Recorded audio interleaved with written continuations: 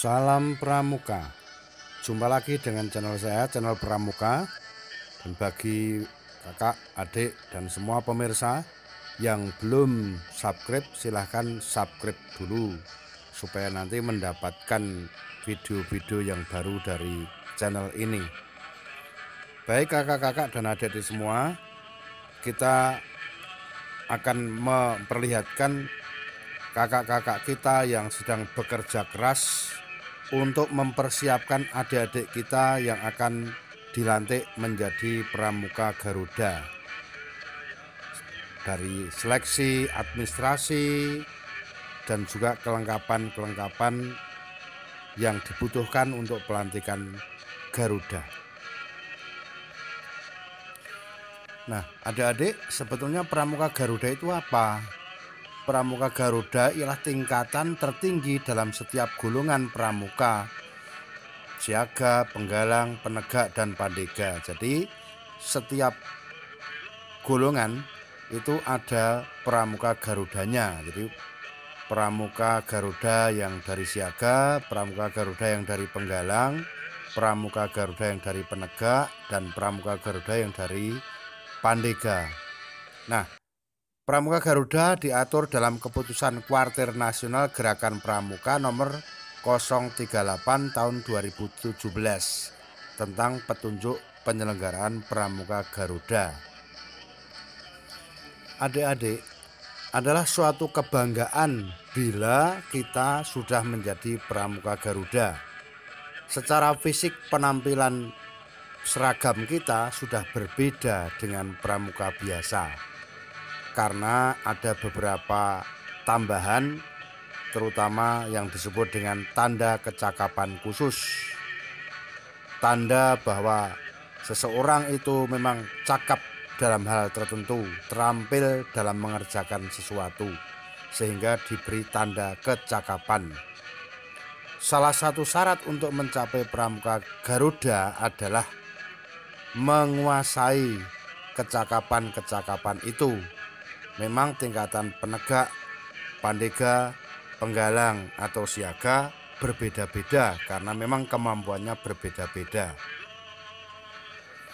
Dalam video yang pendek ini tidak sempat mungkin semua syarat akan ditunjukkan. Tetapi salah satu contoh untuk Pramuka Garuda untuk penegak itu syarat pertama misalnya menjadi contoh yang baik dalam gugus depan, di rumah, di sekolah, di tempat kerja, atau di dalam masyarakat sesuai dengan isi Trisatya dan Dasa Dharma. Lalu syarat yang kedua ya memahami Undang-Undang Dasar 1945. Lalu yang ketiga telah menyelesaikan SKU tingkat penegak laksana. Lalu keempat telah memiliki tanda kecakapan khusus untuk pramuka penegak.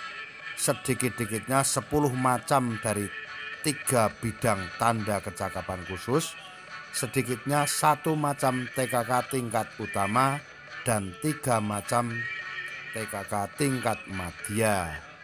Nah, dari banyaknya TKK itu ada 5 buah TKK wajib yang dipilih, misalnya TKK pertolongan pertama pada kecelakaan, TKK pengaturan rumah, TKK juru masak, TKK berkemah, TKK penabung, TKK penjahit, TKK juru kebun, TKK pengaman kampung, TKK pengamat, TKK bidang olahraga misalnya gerak jalan atau berenang atau dan lain-lain. Nah, 5 buah TKK pilihan yang dapat dipilih di antara TKK yang telah ditetapkan dengan Keputusan Kuartir Nasional Gerakan Pramuka.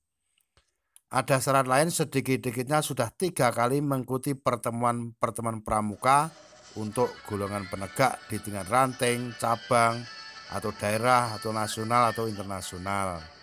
Lalu tergabung dalam Satuan Karya Pramuka atau SAKA dan dapat menyelenggarakan suatu proyek produktif yang bersifat perorangan atau bersifat bersama.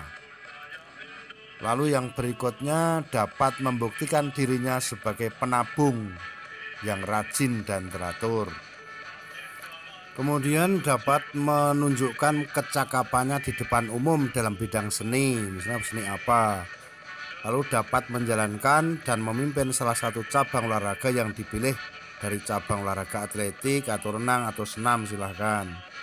Lalu pernah ikut dalam kegiatan memikirkan, merencanakan, melaksanakan, dan menilai kegiatan pembangunan masyarakat. Jadi adik-adik silahkan untuk mendapatkan Pramuka Garuda, memang betul-betul kita itu menjadi orang yang terampil. Jadi bukan sekedar kita mempunyai tanda-tanda seragam dan kecakapan-kecakapan pramuka, tapi tidak bisa apa-apa, melainkan memang bisa apa-apa karena pramuka yang betul-betul dijalankan dengan baik.